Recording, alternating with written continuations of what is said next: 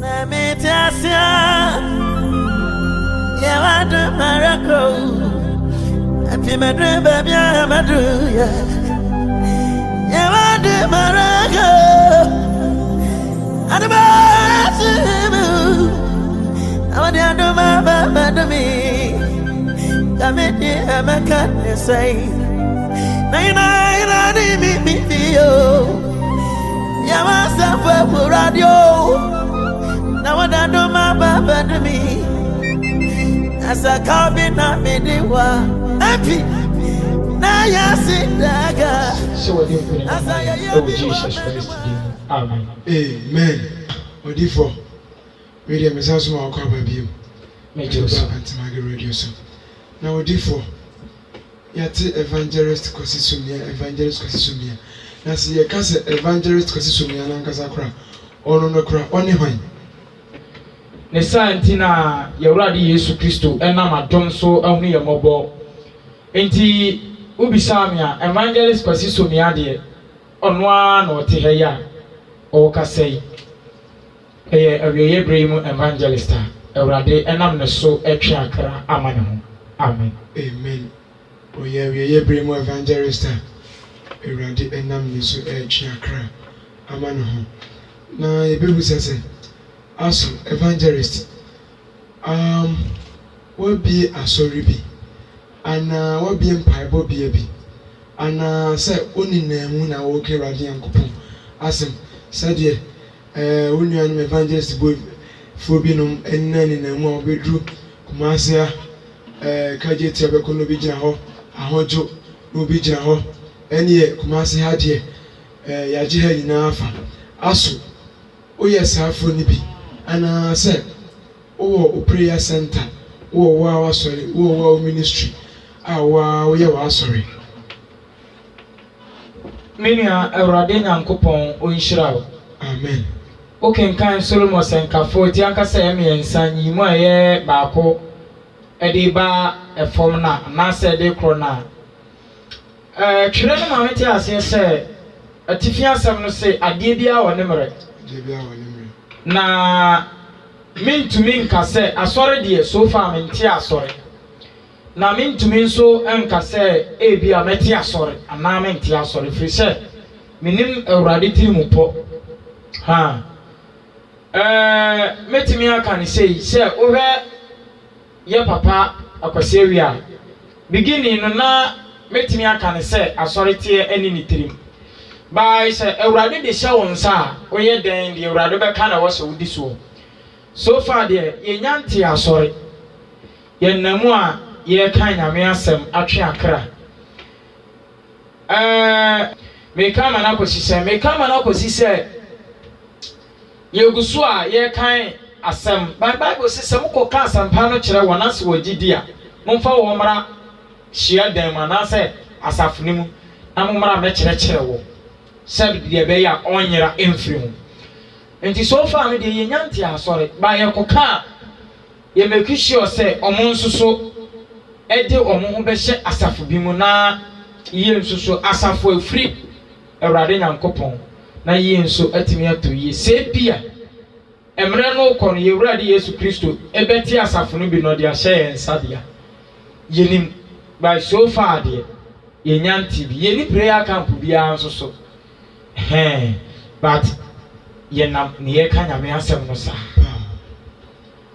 ye nam ne ye ka nyame asem na odifo ansa na be ko yam komo twetwe ni so no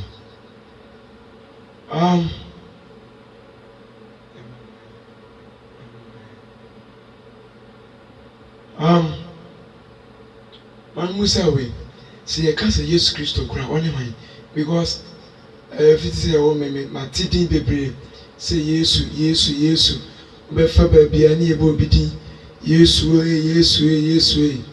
mati say di no bebre bet minim ipa kura na friend say ka Yesu kura oni hwan say ka Yesu oni hwan odifo ye ka Yesu oni hwan yeda awrade nyankopon wase meda onsusu wase sa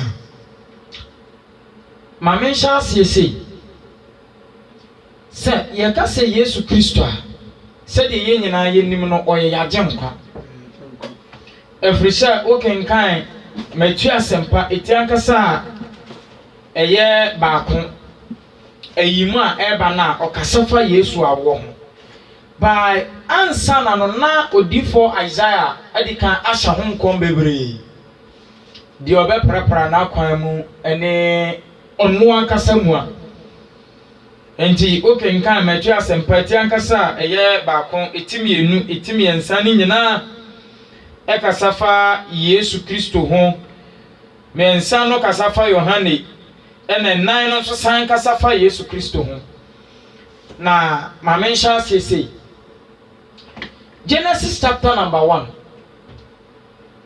ade ba ko ne se yen nyina yenim se obo ade na obo na ade no oye ba ko pe ono an ene Yesu Kristo ono an ye Nyankopon wan kasa obo ne soro ebo na sase na ade ba ko amenim ne say Genesis chapter number 1 verse 26 na Bible say no Nyankopon ka say moma yenyo onipa wo Yesuban so say yenseso na woni epum mpata enti owe chapter 2 na Bible say na otefom note e na wode nwini wo nipa na wo hu nkwa homedi gu nipa mu.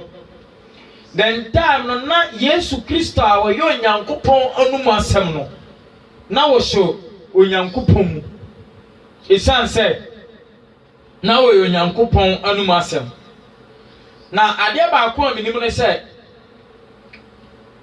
anka nipa ansisa na kwan a anka Yesu Kristo wa ma by edrumre bi o chapter 3 na o se wo nipa so den. Okay, come back from now. Okasafa nipa so den. Eti nipa be yi wo Nyankopon man. Enema Awurade de che nipa poni nyina. Eti Awurade ba ya okasa o tiam Adam. Bible say na Adam ka esa yi Awurade kura atense. Enye wono na aye na nipa Awurade de na beka ne ho no. E na abo sa abra no. Enti na chere se chopa bia ntimi ama mu nte na wo se Awurade ponipa eti Awurade pa mu nipa frituro na ono ahyehye de ama onipa no eti nipa ko won twetwede nipa saase eye bone eti enura na me ka nyame asem ewo enyinam na me ka sa asem no asante be kwa ne so wo hwe Genesis chapter number 6 Osina Awurade nu ne ho Genesis 6 verse 6 no Osina Awurade nu ne ho se oyo nipa so ati ase enti ade ba ko ne se Bible so okase na me honhom rentna onipa mu nkosida that means say ne honhom a eye da nkwa ebetimi atena nipa mu akosida no se sa honhom no ntimi ntena nipa mu enkosida meaning say e wo se nipa tumi wu. It Hebrews chapter number 9 verse 27 no say eda wo se nipa etwase nipa ede ewu prekope na owo na chi no atemu nso eda ho de manipa no enti afei bonsam benya akwan eye niema pi enti se wo bisa Yesu Kristo ankasa de a wo ye Awurade Nyankopon anum asem a Awurade yi prayer na enam ni tumi ne na ho ode ne ahumobra wo de ma yenso eti akwate be yato ne ho so ba atiasefo asasi so ne botaye nyina ne se obehwehwe ne papa nwan a ayira a eye me no mienu ya ne nkane no na bonsam de ye na gu afiase ene wona wanu Yesu Kristo wu kwa asamado enti ne botaye nyina ne se na obegye yankwa eti se ye kase Yesu Kristo a se de medi kaka ye no wo ye nyina ya gye nkwa wo firi Awurade Nyankopon enchen ene bai. Amen. Amen. And also, obibi any papa yenje mumpono no. Ye ni no hon baby odi yafa. Chese. Obibi a wobi a wotie ni bia. Enti se ne na me ka no wo. Bon sam de ne ntini ye bo wiase. Asase we. Bon sam ntini ye nwuno ye. Na ade ba akore se ye de no ekohye nsuo said the medi catcher chilimuno. Yet they sumu katana so they didn't shoe katana, so said the ebeya win ya quimpi. Now, when you upon him, dear Muno, no person bad the full tradition when you me, my dish yamune, me didier chirame say. One, nine uncle body party, a ibon, so many. Two, nine uncle body pass a ever marabon, some because we ready pa. When uncle pon de to me, my come upon song and a unity pa. Tell ye. And I said, don't not run. Oh, Troma. Or the Troma with General Assassin. But don't forget to say, according to Genesis chapter number 1, verse 2, no. Or say na Sasi Sakasaka Nimu. Na sumo ebunu any. The sum. Na kata ne suano any yaka wasa mohano. Na onyankopon butu nsuo no ani na onyankopon ka se honhom le bebutu wo no eti enye sa honhom na bonsam ntimimpie ena na wo se nyankopon di ade no ebo nete no boyen se de be ya ye nipa dua be ye nete betimi akonka seta because ono de otim ba ye de yanka sa ne nete no. Enti na wo ma ye za tumi hwamframa ye bi wo Satan we bi wo yemu oja ye de na ho kronkron e bi wo yemu e bi wo nimu ye wo moja sa moja na Satan antimi anyina no enso ye de ye ntimi amfa anya hwe Yesu ba ye wo de ne de ye bibi so ntimi mfa an compare Yesu ba Yankopon bo ye na nsanke ye mu ye tumi unsu kura anki ye ni Yesu nyina bepe because even kura Bible say na wana waji wo Yankopon di ye na dodo a waji ni dinu di ye no wo ma otumi say wo ye Yankopon ma na Yesu susu ye Yankopon ba na Yesu ase ye mbo se wo kwa hini ani mo kwa kosiesie ba bi ama ye na ye ba ho eti sanya sa abone na nke ye ne ye pe se tumitie mu na yene no nya pe kura na adesitie mu de ankene no bepe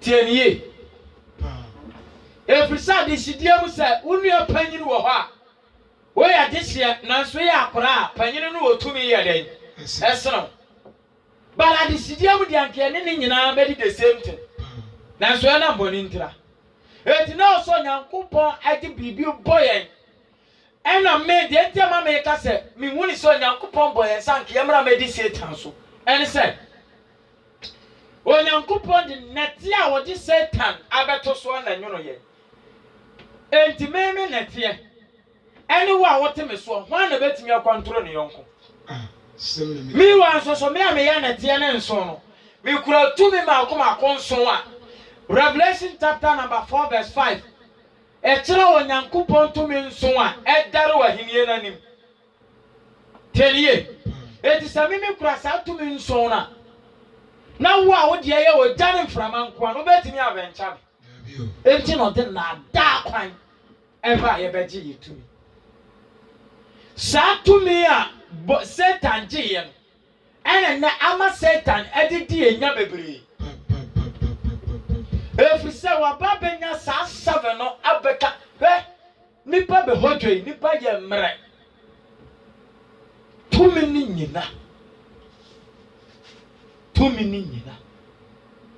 eti obi o wotu na wanya 7 aka ho ayese otu na so ya 7 aka ho enya 9 eluti na okotufo no se wa ubedru ranka ye friend say 900 no woni Satan epe omuntimi nka say wa bedru ranka ye 12 ta na so Onyankopon yiniemu ye timi ko more than 900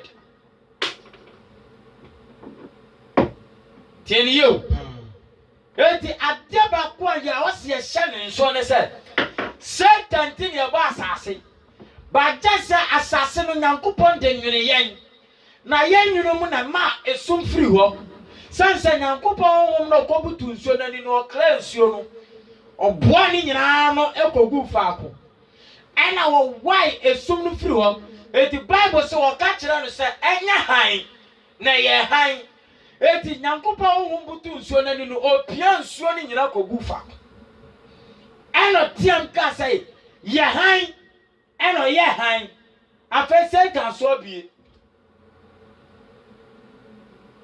teniye Satan so abue but ɛnam han na pia yɛ na man so bue yɛ ɛno nti na ɛma Satan nya hint sɛ Onyankopɔn wɔ bibi because sense sɛ yɛkyi Satan kɔhyɛ hɔ Onyankopɔn wansi hɔ da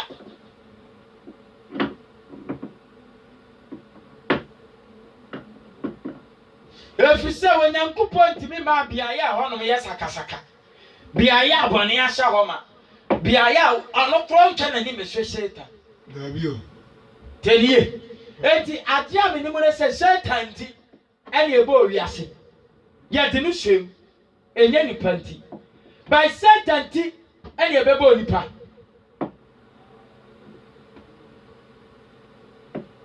na mempɛ nkyerɛ sɛ yɛbɔ nipa sɛ Satan bɛhae o by yɛbɔ nipa mom sɛ ka yɛ mom yɛmɛwɛ Satan yɛmɛkyerɛ ne nyansa na nka Satan no hunu sɛ enti na ɛhan no pueɛ no yɛnya esum no bia ma no wɔ baabi a ba ɛhan no tɔ ne so no ntimi nya adwuma han